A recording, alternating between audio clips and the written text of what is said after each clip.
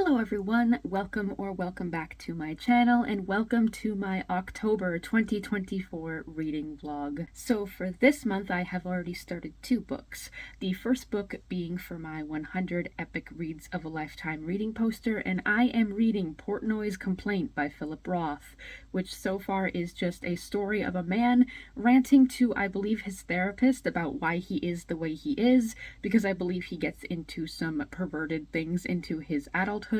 So far, I am only 25 pages into it. It is a short novel, and he's simply describing his childhood upbringing and blaming his emotionally overbearing or emotionally stunted parents for why he is the way he is. So far, I'm really not into this. I don't care about books like this where men blame everything except for themselves for their life, yada yada yada. Boring stuff there. Hopefully it picks up and I have more to say later on. Now, the second book I am reading, I am listening to the audiobook of Dead and Gone by Charlaine Harris, which I believe is the 9th Sookie Stackhouse book. The book series that launched the show True Blood. So far in this book, it is very simple. I really like the cozy mystery, cozy horror aspect of the series. Very comfortable read, which is why I enjoy reading it every single Halloween season.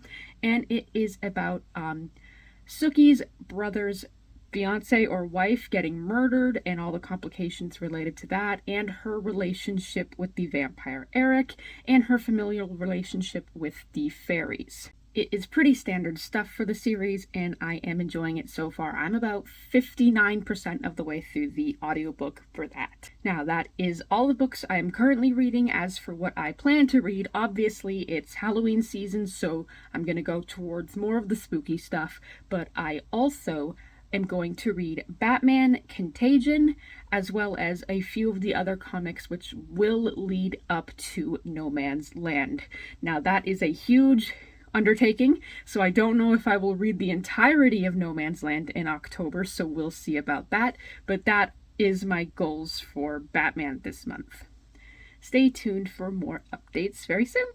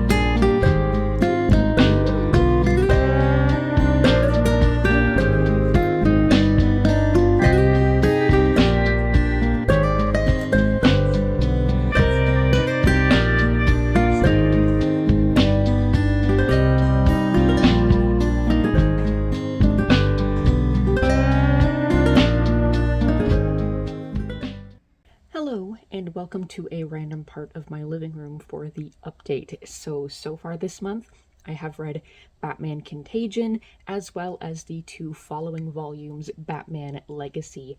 They were all pretty good. They're all going to be getting about 3.5 to 4 stars. I just think the 90s Batman run has pretty good grasp of their characters. I really like the character work and the character interactions between, obviously, Tim, Dick, Bruce, and soon to be upcoming characters, because I know Cassandra is going to be added to the mix soon, and then Barbara, Stephanie, all that good stuff. So I'm looking forward to it when I finally get to No Man's Land. I also finished Dead and Gone by Charlaine Harris, and that's getting the standard 3-star. I think it's just a really fun, really easy, really relaxing series to read, and I love reading it around the holiday season. Now, I am still reading Portnoy's Complaint, and I do not have anything of note to say about it. It is exactly what I expected, and I don't think that it's very funny. Books that are meant to be funny and aren't funny to me, it just means that it's just gonna fall flat for me. So stay tuned for what I will be reading next. I plan to read Mexican Gothic by Silvia Moreno-Garcia at some point this month. Obviously, it's a horror novel, so I am looking forward to starting that prior to Halloween. My part-time job has been sort of distracting me from doing anything. Hi, Gus! Has been distracting me from really getting into the Halloween season, so I'm going to try my best to do that very soon. And I also have my anniversary this month, so I'm a little bit busy, but hopefully I can get some more reading done. Stay tuned.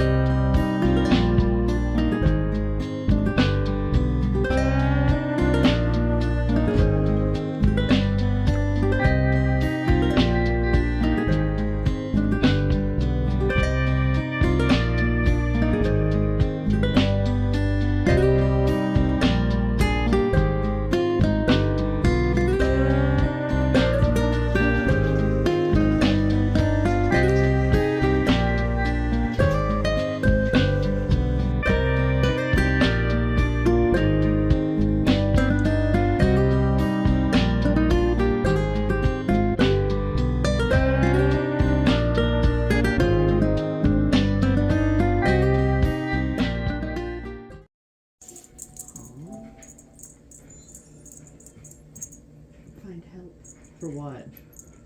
Get to Canada, which is a utopia for everyone. Yeah, Canada's a utopia for everyone.